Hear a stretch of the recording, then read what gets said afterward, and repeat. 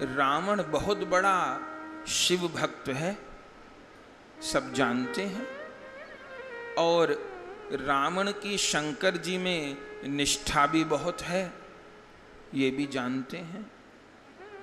प्रतिदिन वो 4-6 घंटा रुद्राभिषेक करता है। रुद्राभिषेक किए बिना तो वो जल की एक बूंद भी नहीं लेता। और ऐसा 1-2 दिन का नियम नहीं है, उसका हजारों सालों का नियम है। शिव की आराधना करते करते उसने अपने सिर भी काट काट के शिव को चढ़ाए, ये सब जानते हैं। तो रावण के यहां शिव का निवास है, रावण के हृदय में भी शिव का निवास है, ये तो मानना पड़ेगा। लेकिन उसके साथ रावण के हृदय में काम का भी निवास है।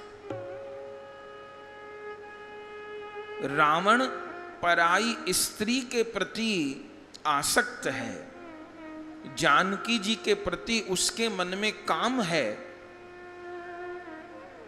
तो कोई ये न कहे कि शिव जैसे गुरु को पाके भी और लंका में शिव का निवास होते हुए भी रावण मारा गया। चूंकि इस कांड में तो रावण की उद्धार लीला ही है, हम लोग सुनेंगे, बड़ा गंभीर कांड है। तो कोई ये प्रश्न न करे कि शिव रावण को बचाने नहीं आए। शिव रावण को बचाने आ सकते थे। आपने भागवत जी में प्रसंग सुना होगा, एक बाणासुर नाम का भक्त था। हम लोग कल ही ऊखी मठ में थे, तो ऊखी मठ की तो कथा ही यही है कि बाणासुर की पुत्री उषा के नाम से ही वो ऊखी मठ है। आज भी वहां श्री कृष्ण के पौत्र और बाणासुर की पुत्री उषा का विवाह स्थल है। जब केदारनाथ जी के पटबंध हो जाते हैं तो 6 महीने केदार बाबा ऊखी मठ में ही रहते हैं। तो उस ऊखी मठ की कथा क्या है कि बाणासुर शंकर जी का भक्त था और उसकी बेटी उषा ने श्री कृष्ण के पौत्र अनिरुद्ध का हरण कर लिया। बाणासुर ने अनिरुद्ध जी को बंदी बना लिया। श्री कृष्ण द्वारिका लीला में युद्ध करने पहुंच गए और गजब हो गया, बाणासुर की तरफ से शंकर जी युद्ध करने आ गए। और भागवत जी की बड़ी विचित्र कथा है, जब शंकर जी और श्री कृष्ण के बीच में युद्ध होने लग गया। कारण वहां क्या था? चूंकि बाणासुर क्रोधी तो था, बाणासुर राक्षस तो था, पर बाणासुर ने किसी पराई स्त्री की तरफ बुरी दृष्टि नहीं डाली थी। तो उसके भीतर और विकार थे पर काम नहीं था। तो इसलिए शिव उसकी तरफ से लड़ने के लिए आ गए।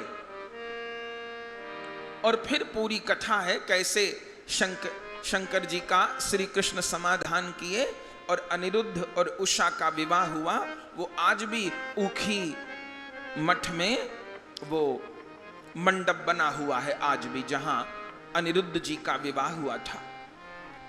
लेकिन यहां ऐसी बात नहीं है, रावण की तरफ से शंकर जी लड़ने नहीं आएंगे। हम लोग सुनेंगे, रावण को 100 लोग समझाएंगे, मंदोदरी तो 3 बार समझाएगी, बूढ़े नाना समझाएंगे, अंगद जी इतना फटकारेंगे, विभीषण जी समझा चुके सुंदरकांड में। लेकिन एक अचंबा यह है कि शंकर जी कभी नहीं समझाते उसको। सब लोग समझाते हैं, तो गुरु का तो कर्तव्य है कि शिष्य बिगड़ रहा है, गलत रास्ते पे है, तो समझाने आए। पर शंकर जी एक शब्द नहीं बोले रावण से, और रावण की हार हुई। हम लोग सुनेंगे कि पहले दिन ही आधी सेना समाप्त हो जाएगी तो शंकर जी का अभिषेक तो वो उन दिनों भी करता रहा, लेकिन शंकर जी सहायता करने नहीं आए, बाणासुर की सहायता करने पहुंच गए। ये भागवत जी में प्रमाण है। तो मानिए गोस्वामी जी मंगलाचरण के श्लोक के इस प्रथम शब्द में उसका समाधान करते हैं कि शिव क्यों नहीं आए। चूंकि शिव का नाम है कामारी, वो काम के अरी हैं, काम के शत्रु हैं, और रावण काम से भरा हुआ है। रावण के भीतर काम है। तो गोस्वामी जी संकेत कर रहे हैं कि वो शिव, भले लाख रावण ने भक्ति करी है, पर वो शिव अंततः रावण का विनाश करने वाले ही होंगे, रावण की सहायता करने वाले नहीं होंगे। चूंकि वो कामारी हैं, तो रावण के हृदय में शिव भी विराजमान है, पर रावण के हृदय में काम भी विराजमान है। तो वो शिव सहायता नहीं करेंगे, वो कामारी हैं, काम के शत्रु हैं, तो वो रावण के हृदय के काम को मार डालेंगे। और वो कामारी कौन है? बोले रामम कामारी सेव्यम। वो कामारी शिव श्री राम के सेवक हैं। वे राम उन कामारी शिव के सेव्य हैं। ये संकेत है गोस्वामी जी का। नहीं तो इस प्रसंग को कोई और भी, अभी तो कितना ब्राह्मण क्षत्रिय यादव को लेके हल्ला मच जाता है। वोट के भूखे नेता लोग हर प्रसंग को भुना लेते हैं। हमको तो लगता है कि ये श्री राम रावण की घटना यदि कलयुग में हुई होती तो ये आजकल के नेता क्या कहते, अरे राम ब्राह्मण पे अत्याचार हो गया, क्षत्रिय ने ब्राह्मण को मार डाला। ये आज के जो नेता हैं ये श्री राम दृष्टि से देखते, बोले श्री राम तो क्षत्रिय है और रावण ब्राह्मण है, अरे क्षत्रिय ने ब्राह्मण को मार डाला। लेकिन आज तक किसी ने ये कहा ना। चूंकि भले शरीर से रावण ब्राह्मण है, पर हम उसको ब्राह्मण स्वीकार नहीं करते। हम ब्राह्मण होने पर भी उसको कोई छूट नहीं देते, उसके पुतले दहन होते हैं। क्यों? क्योंकि उसने पराई स्त्री की आसक्ति को अपने भीतर रखा। तो क्या कहा? रामम कामारी सेव्यम। जो कामारी के सेव्य हैं उन श्री राम को प्रणाम है। और फिर कहते हैं भव भय हरणम। जो जीव के भव भय का हरण करने वाले हैं। बोले भव भय हरणम क्यों कहा?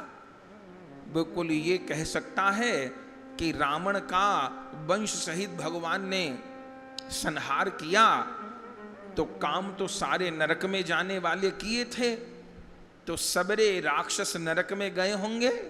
बोले ना, भव भय हरणम। श्री राम तो सबको भव सिंधु से पार करने वाले हैं। तो रावण जैसे जो दुर्दांत दैत्य थे, भगवान उनको भी भवसागर में डूबने नहीं दिए। भले बाण से मारे, पर उनको भी भव सिंधु पार करा के अपने धाम में वास दे दिए। भव भय हरणम। फिर कहा काल मत्तेभ सिंघम। उन श्री राम को प्रणाम है जो काल मत्तेभ, जो काल रूपी मतवाले हाथी के लिए सिंह के जैसे हैं। बोले रावण है काल रूप मतवाला हाथी, कोई छोटा मोटा आदमी तो है नहीं। गोस्वामी जी कहते हैं कि ब्रह्मा जी प्रतिदिन वेद पढ़ने लंका में आते हैं। देवता तो नौकर बना रखे हैं उसने, वो छोटा मोटा आदमी थोड़ो है।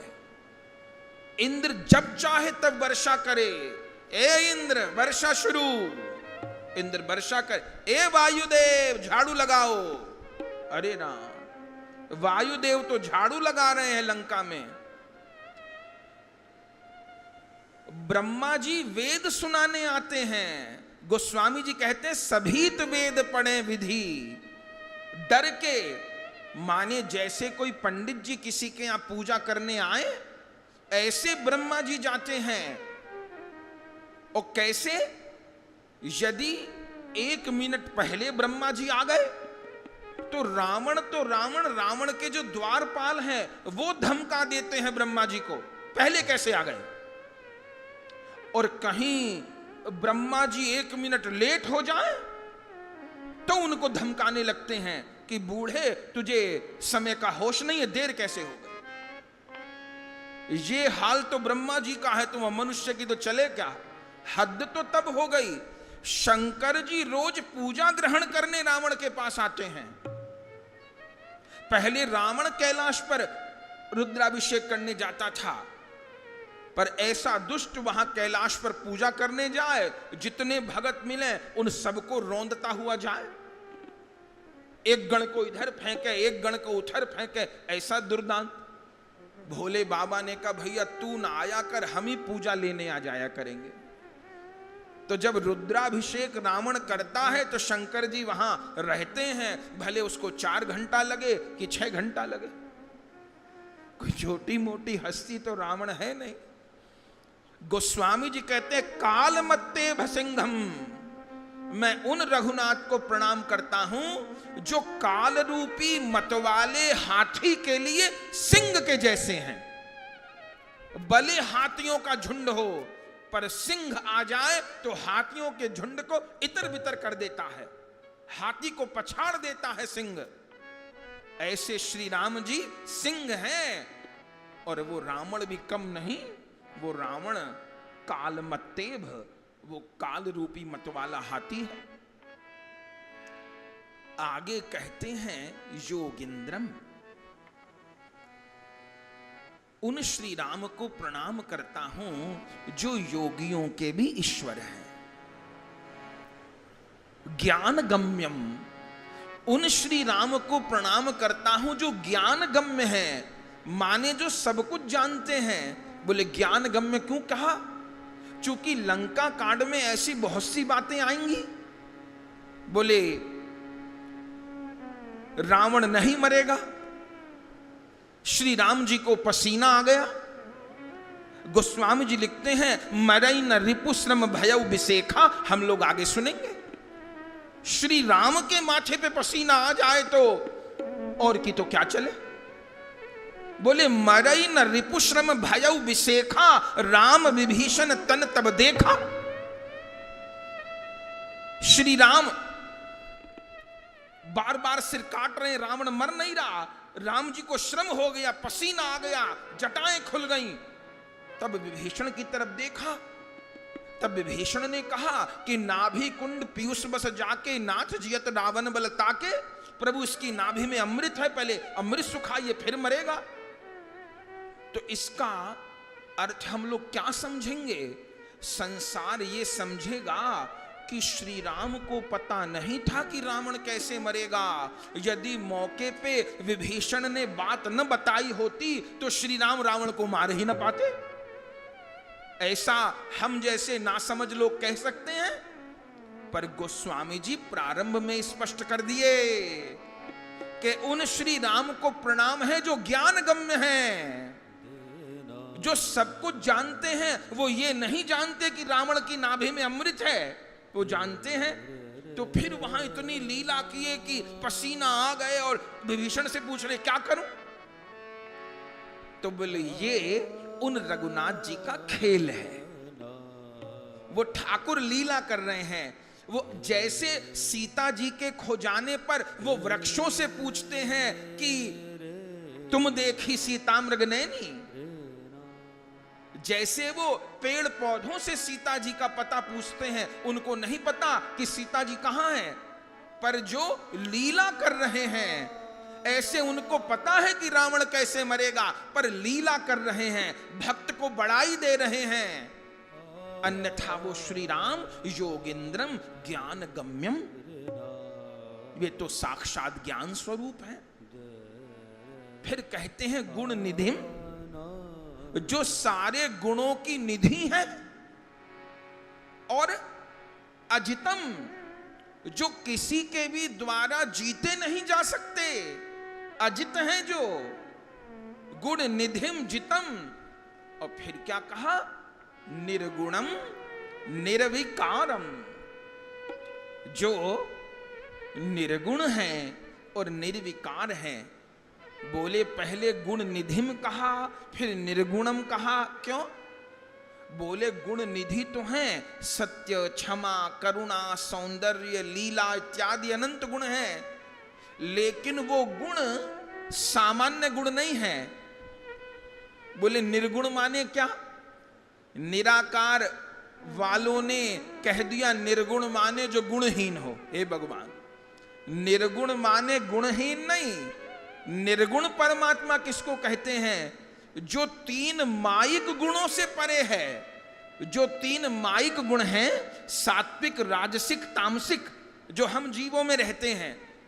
कभी तो सतोगुण प्रबल हो जाता है तो हम लोगों को भजन, साधना, उपासना करने का मन होता है, और कभी रजोगुण प्रबल हो जाता है तो आदमी कुछ और सोचने लगता है, और कभी तामस गुण प्रकट हो जाता है तो बुरे विचार मन में आने लगते हैं। तो हम प्राणी लोग तो सत रज तम में भटकते रहते हैं, लेकिन श्री राम जी के भीतर जो गुण हैं वह दिव्य गुण है, इसलिए वो निर्गुण है। वो सात्विक, राजसिक, तामसिक गुणों से परे दिव्य गुणों से अधीन है। उनमें जो गुण हैं वे शाश्वत हैं। माने हमारे भीतर जो क्रोध आता है वो तो तम के कारण आता है, तामसिकता के कारण आता है, लेकिन श्री राम जी को जो क्रोध आएगा इस कांड में, वो किसी तामसिकता के कारण नहीं आ रहा है, वो उनकी लीला के कारण आ रहा है। उन श्री राम को कोई तम के कारण क्रोध नहीं आता, वो तो लीला करने के लिए क्रोध को स्वीकार करेंगे। अन्यथा वो श्री राम तो निरंतर प्रेम की, सत्य की, करुणा की ही मूर्ति है। तो निर्गुणम, और फिर भी न समझ आए तो गोस्वामी जी कहे निर्विकारम, जो निर्विकार हैं। नहीं तो हम सुनेंगे कि लक्ष्मण जी को मूर्छा हो जाएगी और श्री राम जी ऐसा रोएंगे कि लगेगा कि क्या बात हो गई। संसार में भी भाई के बीमार होने पर कोई न रोए, इतना श्री राम विलाप करेंगे। तो इन लीलाओं को सुन के कहीं हम लोग बहक न जाएं। तो गोस्वामी जी कहे निर्विकारम, निर्गुणम निर्विकारम। फिर भी ना समझ में आए तो तीसरे चरण में क्या कहे, मायातीतम। वे माया के अधीन नहीं हैं, वे माया से परे हैं, माया उनके चरणों की दासी है, मायातीतम। फिर क्या कहे, सुरेशम। वे देवताओं के स्वामी हैं, इसलिए देवताओं की रक्षा के लिए रावण का वंश सहित उद्धार करेंगे। मायातीतम सुरेशम। और फिर क्या कहा, बोले खलवध निरतम।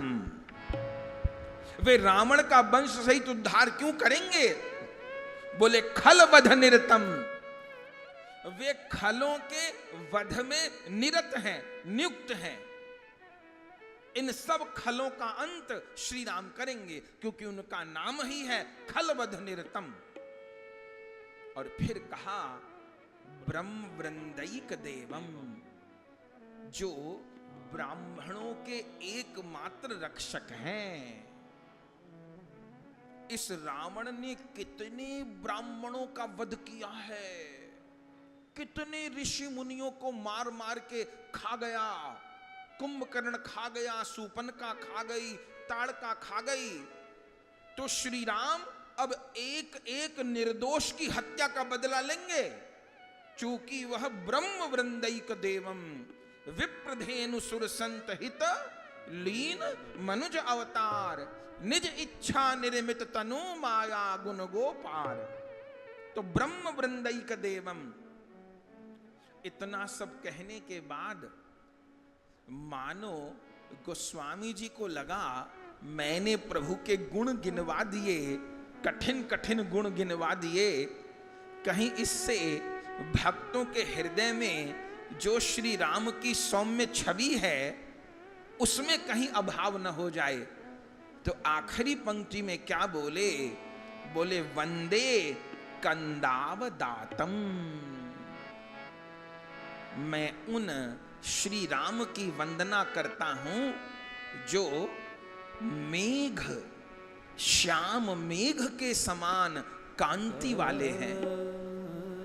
बोले श्याम मेघ कैसा होता है? बोले श्याम मेघ ऐसा होता है जिससे ठंडे ठंडे जल की वर्षा होती है। तो श्री राम की इस युद्ध लीला को देख करके कोई ऐसा मत सोच लीजिएगा कि वो क्रोध के सागर हैं, ना ना, वे तो करुणा के ही सागर हैं। वंदे कंदावदातम, जैसे काला मेघ ठंडा जल ही बरसाता है, अंततः रावण का वंश सहित विनाश करने के बाद भी श्री राम उन पर करुणा का जल बरसाएंगे। हम लोग सुनेंगे जब मंदोदरी विलाप करेंगी तो क्या कहेंगी कि तुम्हारा सारा जीवन पाप में बीता पर तुम हो दियो निज धाम, राम के समान दूसरा कोई नहीं है। तुम्हारा सारा जीवन पाप में बीता लेकिन फिर भी तुमको भगवान ने अपना धाम दिया। तो वंदे कंदावदातम, और सरसिज नयनम, उन श्री राम को प्रणाम है जिनके कमल जैसे करुणा भरे नेत्र हैं, और देव मुरवीश रूपम, जो संपूर्ण पृथ्वी के अधिपति हैं। ये रावण तो झूठा अधिपति बनता है, इसलिए उसका संहार होगा। रावण के जो मुख्य पाप हैं, उन मुख्य पापों में जानकी जी के प्रति कुदृष्टि डालना ये तो पाप है। एक और पाप है, वो अपने को पृथ्वीपति मानता है, पृथ्वी का स्वामी अपने को मानता है। लेकिन हमारे शास्त्र क्या कहते हैं कि पृथ्वीपति कोई नहीं हो सकता, क्योंकि पृथ्वी जो श्रीदेवी भूदेवी में तो भगवान की अर्धांगिनी है। तो पृथ्वी हमारी मां तो हो सकती है, पत्नी नहीं हो सकती। इसलिए वैष्णव कभी ये नहीं कहते कि मैं इस जमीन का मालिक हूं, मैं इस घर का मालिक हूं, ऐसा नहीं कहते। तो क्या कहते हैं? ये ठाकुर जी का घर है, ये ठाकुर जी की जमीन है। चूंकि पृथ्वी तो मां है, मां को पत्नी बनाएंगे, मां के पति बनेंगे, हम लोग पृथ्वी के पति बनेंगे, हम लोग जमीन के पति बनेंगे तो नरक में गिरेंगे। पृथ्वी पति तो श्री राम है, श्री कृष्ण है। तो ये जमीन मेरी नहीं है, मैं इस जमीन का मालिक नहीं हूं, ये ठाकुर जी का घर है जी, ये ठाकुर जी की जगह है जी, ये ठाकुर जी की दुकान है जी। ऐसा भक्त लोग बोलते हैं। चूंकि हम लोग न तो धनपति हो सकते हैं न पृथ्वीपति हो सकते हैं, चूंकि धनपति श्री के पति भी श्री राम है और भू के पति भी श्री राम है। तो गोस्वामी जी क्या कहे? देव मुरवीश रूपम, उन पृथ्वीपति श्री रामचंद्र जी को मेरा प्रणाम है।